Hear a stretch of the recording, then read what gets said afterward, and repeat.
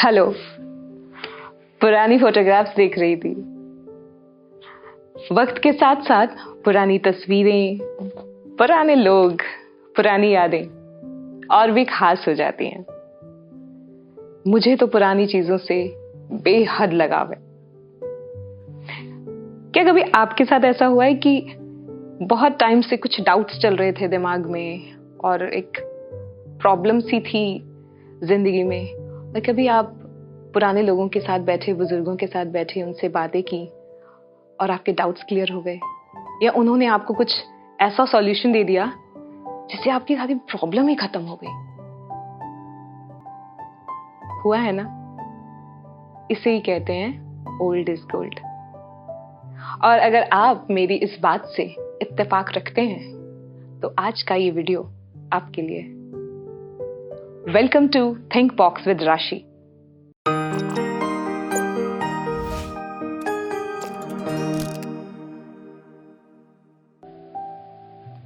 Generation, next generation, techno savvy generation, high tech generation, generation gap, ये कुछ ऐसे शब्द हैं, कुछ ऐसे लफ्ज हैं जो हम तब इस्तेमाल करते हैं जब हमसे उम्र में बड़े और हमसे उम्र में छोटे लोगों की थिंकिंग प्रोसेस का कंपैरिजन किया जाता है। हर जनरेशन, हर पीढ़ी एक तरफ तो अपने पुराने संस्कारों और परंपराओं से जुड़ी रहती है, तो दूसरी तरफ जॉब, करियर, टेक्नोलॉजी और डेवलपमेंट की ऊंचाइयां छू रही होती है।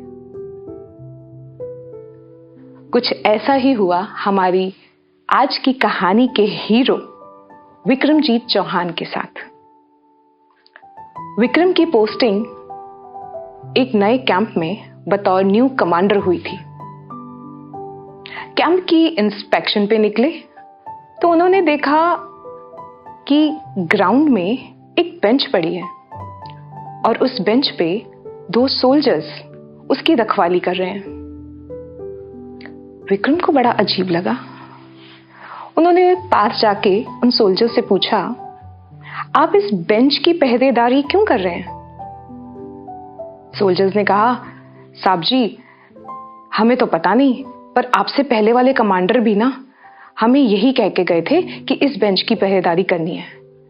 साहब जी, शायद ना ये इस कैंप की परंपरा है, क्योंकि शिफ्ट के हिसाब से 24 घंटे इस बेंच की रखवाली हमेशा से होती आई है।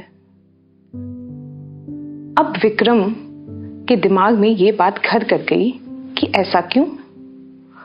तो उन्होंने पुराने कमांडर साहब को फोन करके पूछा कि इस बेंच की रखवाली क्यों की जाती है।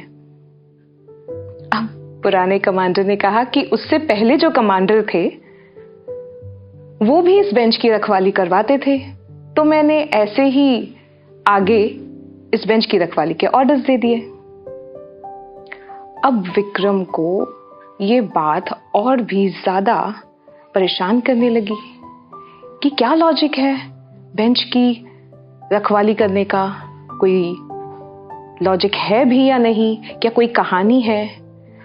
सो आउट ऑफ क्यूरियोसिटी उन्होंने उस कैंप के पिछले से पिछले कमांडर से बात करना शुरू किया और फाइनली विक्रम की बात हुई एक रिटायर्ड जनरल से जिनकी उम्र तकरीबन 100 साल के करीब थी।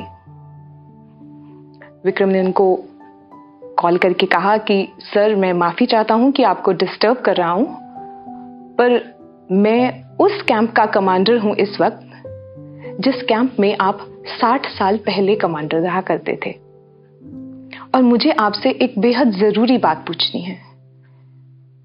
तो रिटायर्ड जनरल ने कहा कि हाँ, पूछिए।